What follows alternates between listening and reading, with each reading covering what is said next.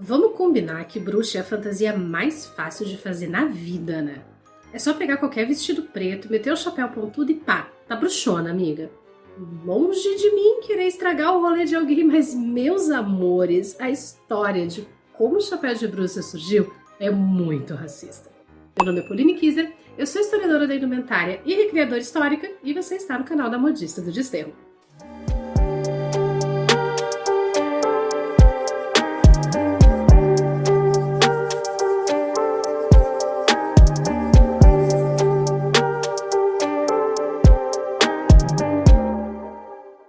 Olá, modisters! Tudo péssimo com vocês aí desse lado? Se a sua vassoura quebrou em pleno voo e você acabou rolando pelos ares, veio cair aqui por acidente, e esse é o seu primeiro vídeo neste canal, seja muito bem-vindo! Nesse canal a gente fala de história da moda, principalmente de como as roupas que nós usamos também contam a história da humanidade. Mas fazemos isso com base em pesquisa histórica de verdade, usando documentos e objetos da época e as pesquisas que são desenvolvidas nas universidades e nos museus. Tudo isso para trazer para você um conteúdo histórico fino, gratuito, de qualidade na nossa língua portuguesa, sem sensacionalismo e sem informação tirada do Bruxas são uma figurinha carimbada na cultura pop. Mas antes disso, elas já eram parte de uma tradição muito antiga da literatura europeia, que nós aqui no Brasil herdamos através da colonização portuguesa. Só que boa parte da imagem tradicional da bruxa que existe hoje no imaginário não vem lá da Europa de 1500, mas dos Estados Unidos. Já que foi basicamente a indústria cinematográfica deles que popularizou uma bruxa padrãozinho, que é a bruxa má do oeste do Mágico de Oz, com o nariz adunco, dedos em garra, pele verde, um vestidão preto e o chapéu pontudo voando numa vassoura. Algumas dessas características, como a pele verde e o vestidão, são mais uma invenção do cinema do que qualquer outra coisa. Porém, coisas como o chapéu, a vassoura e o nariz já apareciam nas ilustrações da primeira impressão do livro Mágico de Oz em 1900. E a presença desses elementos específicos na bruxa não era uma novidade, mas sim o resultado do mais puro suco de séculos e séculos de antissemitismo. Então já senta o seu dedinho nesse botão de like, se inscreve aqui no canal, ativa as notificações e vem comigo pra gente conhecer essa história problemática do chapéu de bruxa. Quando se trata de qualquer coisa que tenha a mínima relação com a Idade Média, o que mais tem na internet é besteira. Aliás, o que mais tem na internet é doutor formado pela Unisap falando do que não sabe, mas abafa o caso.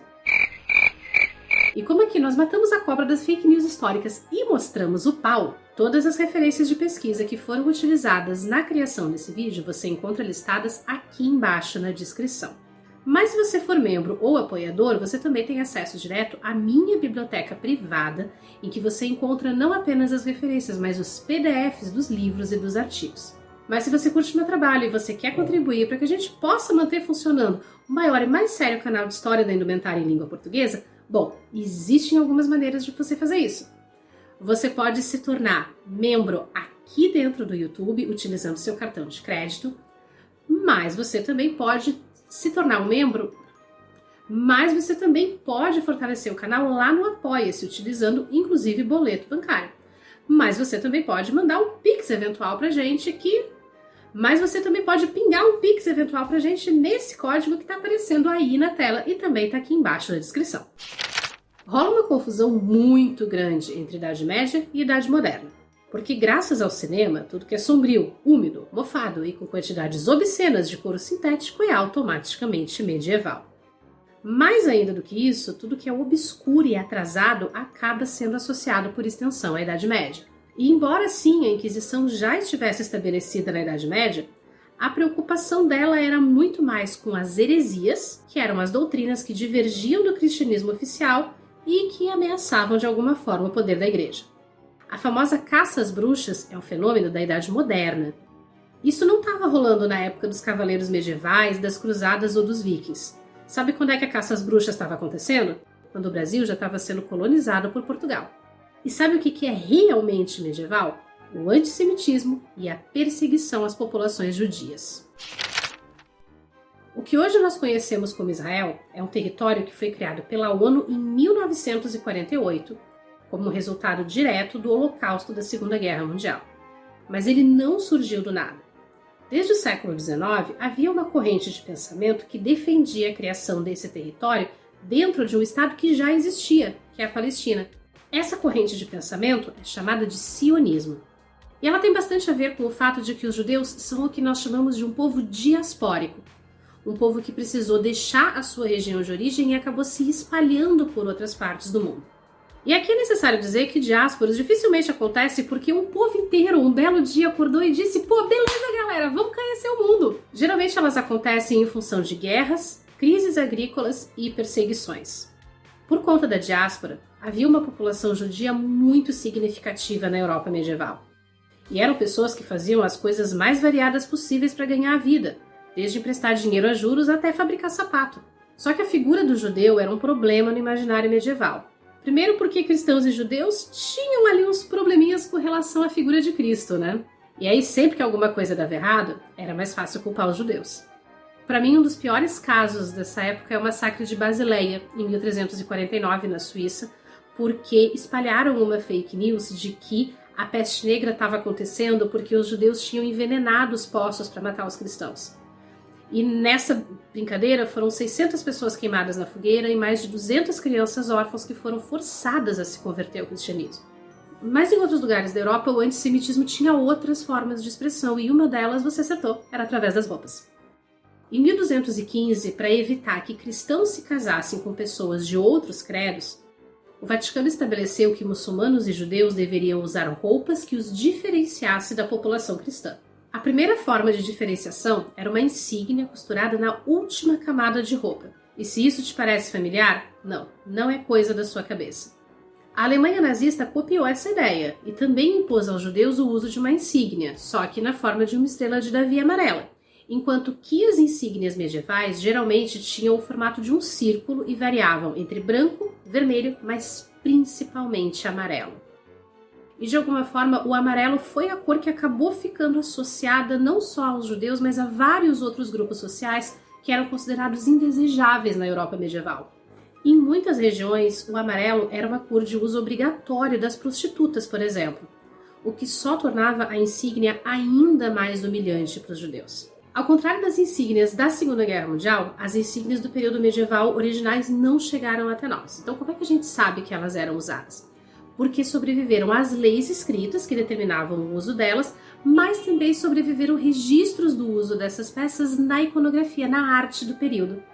O primeiro país a impor o uso da insígnia foi a Inglaterra, em 1218, seguida pela Espanha, em 1219, pela França, em 1234, e ao longo dos 250 anos seguintes, outros países foram adotando seu uso e estabelecendo novos códigos de vestimenta para segregar ainda mais a população judia. E eu digo segregar ainda mais porque já fazia tempo que os judeus europeus eram obrigados a viver em bairros separados e eram até proibidos de comer junto com um cristão. A ideia por trás disso era de que o simples contato do cristão com o judeu bastaria para contaminar o cristão com o pecado do outro.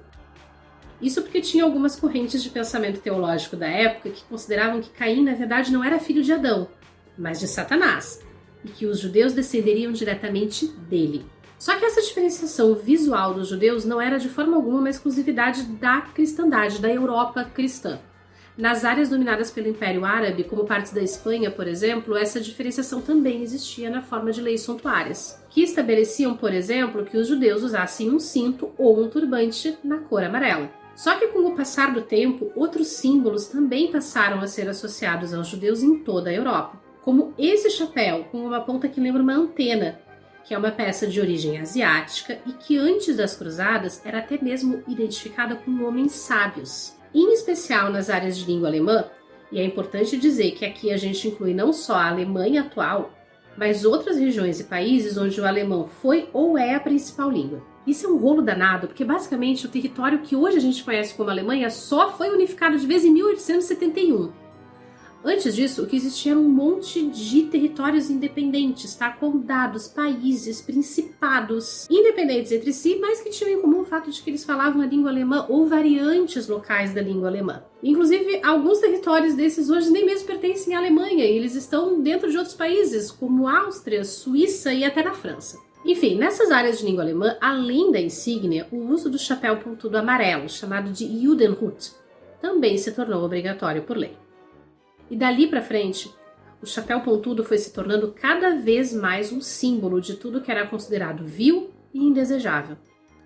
Além dos próprios judeus, ele passou a ser obrigatório para as mulheres que se envolviam com os judeus, além dos homens que praticavam feitiçaria, pessoas acusadas de paganismo e também ladrões. Até que entre o final dos anos 1600 e começo dos 1700, começam a aparecer ilustrações em livros já representando as bruxas com chapéus pontudos, bem diferentes de representações anteriores em que elas aparecem vestidas como pessoas comuns. Aqui a gente vê a capa de um panfleto inglês de 1612 que narra o julgamento e a execução de algumas bruxas. Embora a teoria da ligação entre o Judenhut de 1300 e o chapéu pontudo das bruxas seja quase que uma unanimidade entre os pesquisadores, existem outras contribuições que a gente precisa olhar com carinho. Porque símbolos muito raramente têm uma única origem e uma única narrativa. Eles vão sendo alimentados com novos sabores pela cultura onde são reconhecidos e até ganhando novos sentidos com o passar dos anos. E um desses sabores aqui pode ser o chapéu de burro, sim, aquela coisa horrorosa que era usada nas escolas. E que também aparece na caracterização dos magos, mas com um sentido completamente diferente do chapéu pontudo da bruxa, o que muito provavelmente tem um componente de gênero muito forte. Há uma outra teoria de que ele também teria sido influenciado pelo Renan, aquele chapéu de ponta dos anos 1400, que por sua vez também aparece na caracterização de algumas fadas. Assim como pelo capotin, um chapéu preto de copa alta que era muito popular entre os puritanos ingleses nos anos 1600. Mas o chapéu pontudo só começa a ser ligado definitivamente à figura da bruxa a partir do século XVIII, a partir dos anos 1700. É quando nós temos evidências escritas e visuais disso, como essa ilustração de 1760 da Mãe Shipton, um verdadeiro ícone bruxólico inglês. Mãe Shipton foi uma bruxa e profetisa babadeira que supostamente viveu nos anos 1500, era capaz de transformar homens em pedras e teria até previsto o incêndio que devastou Londres em 1666. Mas antes disso, em 1720, a bruxa de chapéu pontudo e voando numa vassoura mágica já aparece em folhetos que contavam histórias de julgamentos.